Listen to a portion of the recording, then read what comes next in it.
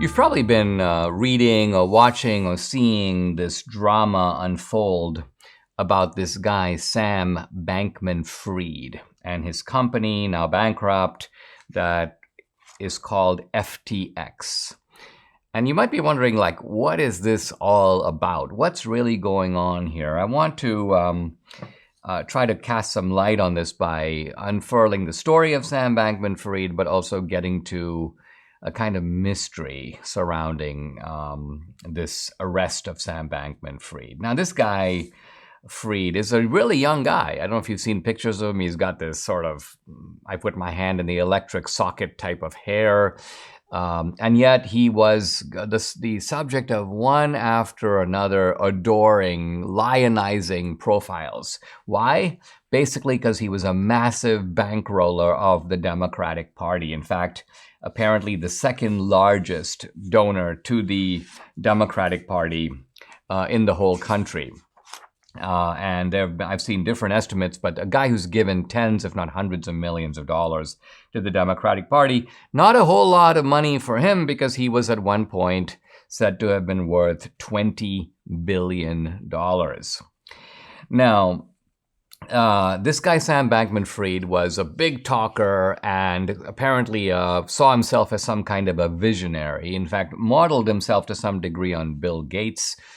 There's an interesting article which talks about how he saw himself not just as a successful entrepreneur, not just as a kind of cryptocurrency guy or a hedge fund investment guy, but he saw himself as a problem solver of the future. He, in fact, was setting up an outfit that he called the Center for the Future. Think of the grandiose now, this is the center for the future. We're going to be basically making the future happen. And he goes, well, it's not about one issue or another issue. I'm not going to dedicate myself to like climate change or any of the other kind of portfolio of left-wing affinities. His point is that he wants to tackle global hunger, and he wants to tackle pandemics, and he wants to tackle really everything. He goes, quote, we rather than think about how to solve a problem in a 10 or 20 or 30-year career, think in terms of 50 to 100 years. So this guy thought of himself as, I'm going to be plotting the path to the future. Now, of course, all of this has come crashing down. Sam Bankman-Fried has been arrested in the Bahamas. He'll be extradited to the United States. He faces a giant term behind bars. In fact, over 100 years of all these charges stick.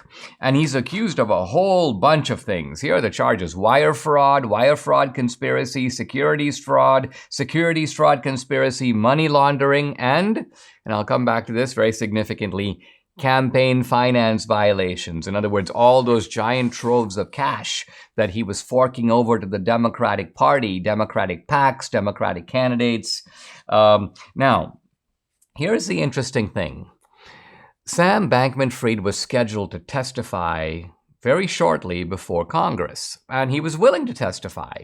Now, this is a little bit odd because he was already facing legal vulnerability, and normally defense lawyers will tell you, don't testify, don't say anything that can be used against you. But prosecutors want you to testify. Why? Because they want you to speak freely. They want people to ask you tough questions. They want you to put yourself on the record, because then all those statements can be used against you in trial. And so now we come to the mystery that I promised at the beginning of this segment, and that is, why would the government, and by the way, we're talking about the Southern District of New York, the SDNY, the very outfit, by the way, that prosecuted me, the very outfit that is trying to get Trump.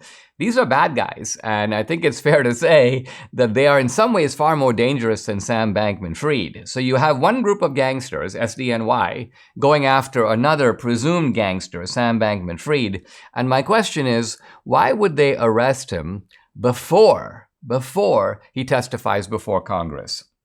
The political scientist Jonathan Turley has an op-ed about this, and he says that ordinarily it's a dream for prosecutors when somebody who's about to be charged speaks out on their own, because they get this treasure trove of statements that they can then work with. He goes, normally it's the defense strategy to muzzle a defendant.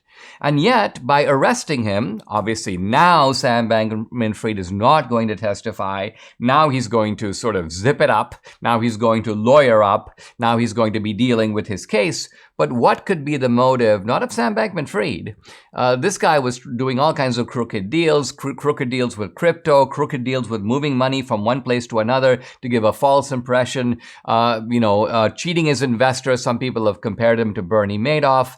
But here's my point. I think the reason that the Southern District of New York arrested Sam Bankman-Fried before he testified is because they want to protect all the Democrats who are getting money from this guy. It's a little bit like what happened with Ghislaine Maxwell. Notice that Ghislaine Maxwell is serving a big prison term, but none of her customers, none of the people on her list never even became public. All those powerful people, all those powerful men, Bill Clinton types, are protected to this day. I think something similar is going on here. The SDNY, far more corrupt than Sam Bankman-Fried, is trying to protect, as it always does, the Democratic Party.